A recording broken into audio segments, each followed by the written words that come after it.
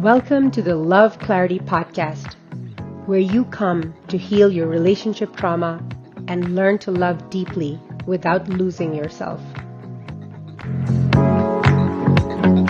Welcome to the Love Clarity Podcast, where we turn the pain you've outgrown into the peace you've been looking for. I'm Sanya Bari, relationship trauma therapist, coach, and someone who's had to learn emotional safety not from books and degrees, but from life.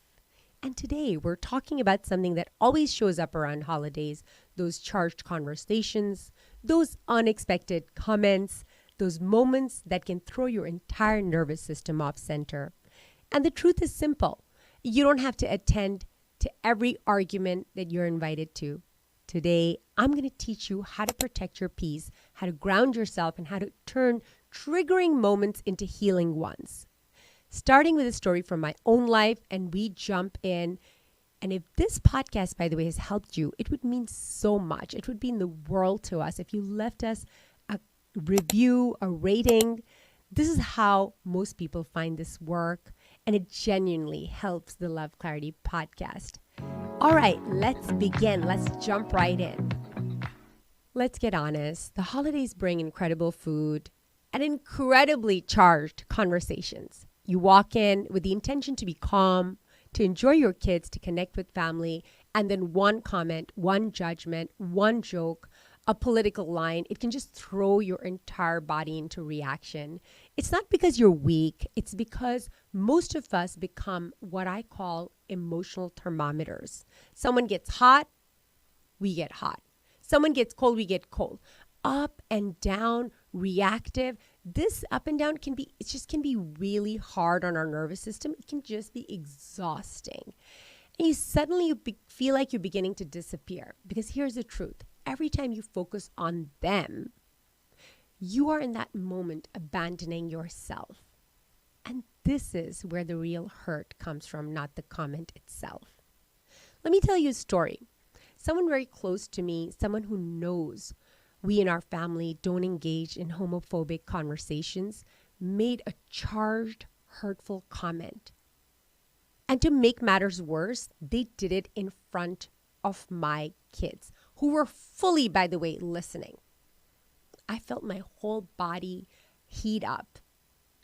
And I reacted. I snapped. I really, said some heated stuff. I went into defending, correcting, creating what we call creating boundary in a way that it's more like a wall. And then I just noticed what was happening to me. Because the other person then started to say things that were just making me even more riled up. I knew it was a moment to stop. I could see myself doing this. And I always do this. Every time I notice that I am repeating myself for the second time, I can tell that I'm arguing and defending. Believe me, I can't tell otherwise. I can't, when I'm in it, I just can't see that I'm doing that. But when I hear myself for the second time, I'm like, okay, all right, it's time to stop. So I excused myself, took some space, and then I finally did exactly what I teach. I went to my private space and I asked myself, what inside me just got activated right now? And it really paused. And I gave myself the space to really, really express fully whatever it was that I was feeling. And the answer really surprised me. Because when we create that space for ourselves, our wisdom begins to come through. I noticed that I was judging him for judging other people. My reaction wasn't about the comment alone. It was about the place inside me that still needed healing. So I came back. I apologized, not for my values, not for my boundaries, but for my judgment. I said, I realized I was judging you. And I want to own that. And something extraordinary happened. I really did not expect this. This guy he took my apology in. He could sense that it came from a genuine place. And he just melted. And he became quiet. And after a minute, he told a story with tears in his eyes. And he said that when he was a kid, when he was about 8 years old, he was abducted by 4 or 5 men that tied something on his eyes, and they took him away, and they did some things with him, and it was a trauma that he'd never shared before. And, by the end of that conversation, most of us on the table had tears in our eyes. It was a small group. I'm not saying this was like some type of a Thanksgiving table. It was a very small, tight group. And it just became a healing conversation because I spoke from that healed place. It was also me that spoke from a hurt place before that. And I was getting the reaction from him from the same place that I was speaking to him at. Now, I want to be very honest. I've had many of these moments. Not every time is it that the other person also can take my lead and come into that energy. And not always is it that you can expect someone to open up in this way. But the idea is not about what you can get other people to do. It's about how do you use a moment where you lost your center, to use that exact moment to come back to your center. It's about your relationship with yourself. It's about how did I show up in this space where I was pretty much going to lose myself, and I did. So this conversation then became a healing conversation, not because he changed, but because I got a chance to use that to return to myself. And I created the confidence for myself that I could actually be in situations where somebody, if they want to run their mouth, if they want to say something that is really against my values, they want to really, really hurt me, that I can create the safety for myself without anybody changing. This is the power of internal connection. And that's what I want to teach you today.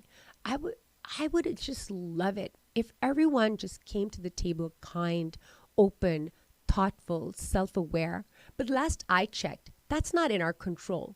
But what is in our control is that you don't regulate the room. You regulate your relationship with yourself. And that is where your power lies. So what I'm going to give you is a 3-step grounding method, an emotional grounding method. The first step that I have for you is to notice that jolt. When someone says something that hits you right in the heart, that really evokes all of those centers where you know that maybe your hands are getting clammy and are tight-fisted. Maybe your face is getting hot. Maybe you can hear your heart in your ears. Maybe you can have a pit in your stomach that appears. Whatever your ways of noticing that you are in crisis inside, that you have lost your center.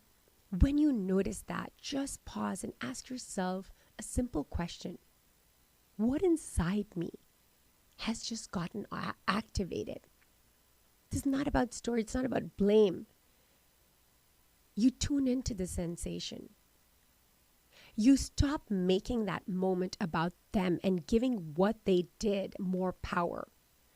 You use that same power to come home to yourself because you understand that peace begins the moment you turn inwards. And in that moment, in that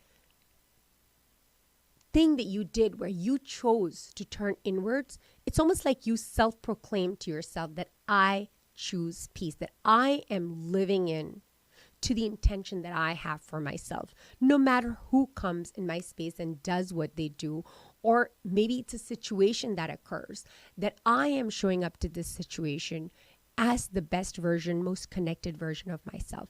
So you take that space, you ask that question, what inside me just got activated? Step 2, take 90 seconds of space to allow yourself to feel what's happened.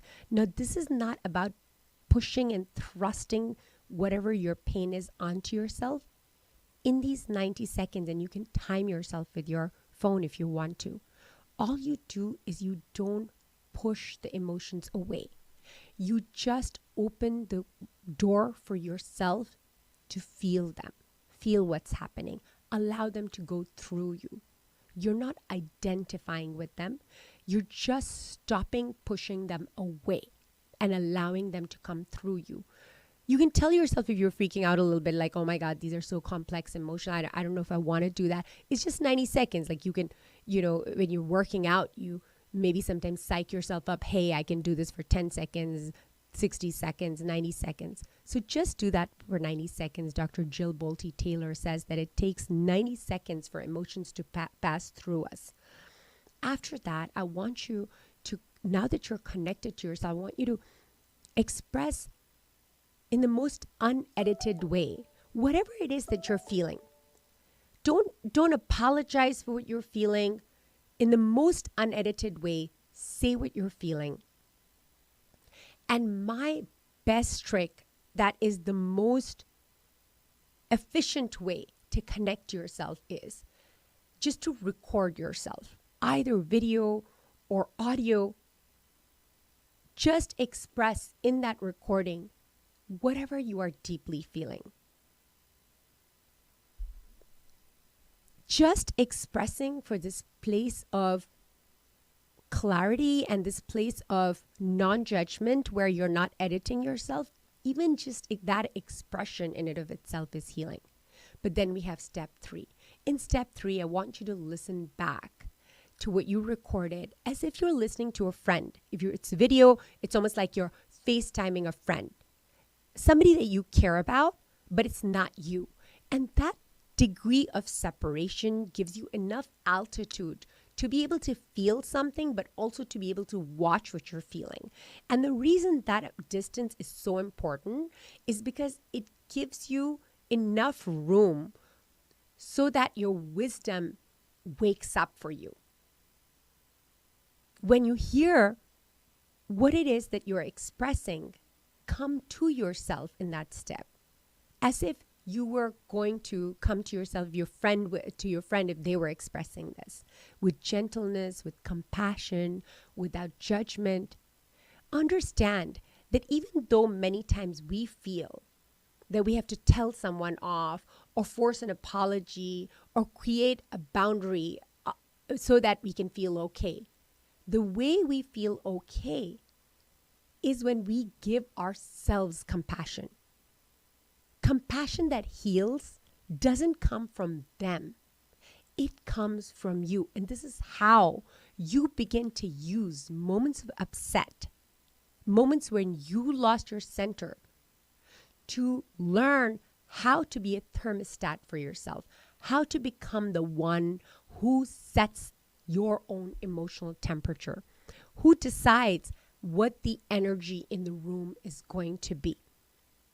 The energy inside yourself, the energy in the room. Because if you depend on them for your calm, then you're also giving them the power to shake you off your center. And that's way too much power to hand away to another person. The most effective way to protect your peace is to create a loving bond with yourself. Use those moments of hurt to create that bond, just like we create friendships. If you look at our best friendships, they usually come from those moments where we were in trouble. Maybe we weren't feeling very good about ourselves. Maybe we did something that we're disappointed in ourselves about. Maybe we're just sad about something that happened. And when our friends are there for us and they give us that compassion and loving, and they're able to see ourselves in that light, in our light, even when we are feeling very dark, that's when friendships are formed. It's not about like being a fair weathered friend. It's like, I'm going to be there for you, especially when you're hurt. So be there for yourself. Use these moments of hurt to create a very deep and authentic bond with yourself. Why? Why is this so important? It is literally the most important thing, because the more rooted you become, the less access anyone has to your peace. And actually, the more access you have to your own peace, to be able to create that peace and recreate that peace, even when people and things outside you come and jolt you off of your center.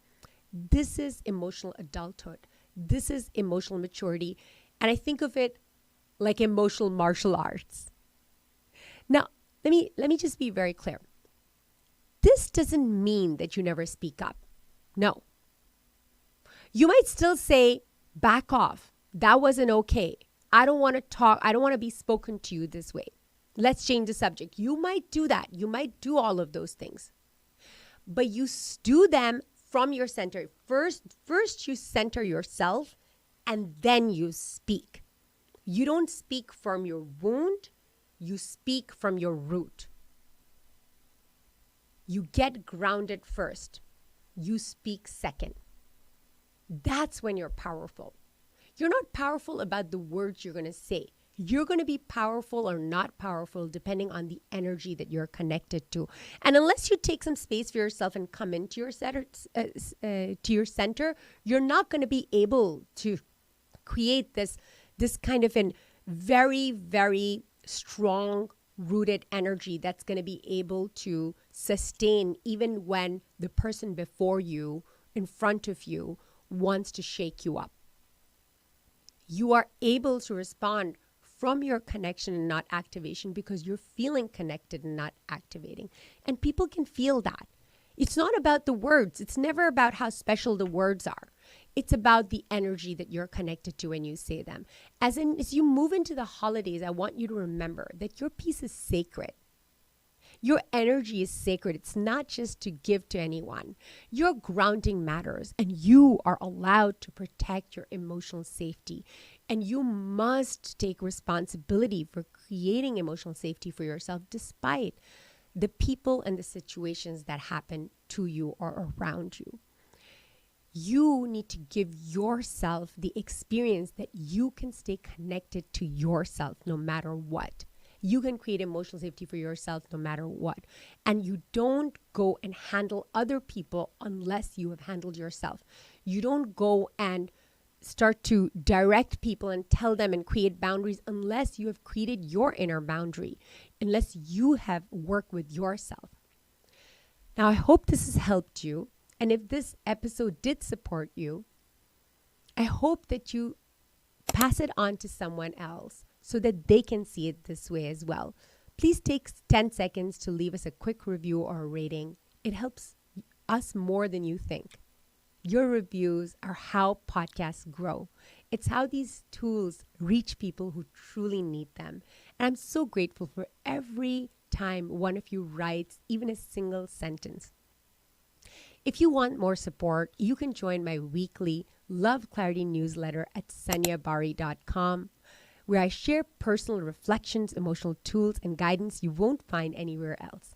Thank you for being here. Thank you for protecting your peace. And thank you for choosing the love that heals. I'm Sanya Bari, and I'll see you next week.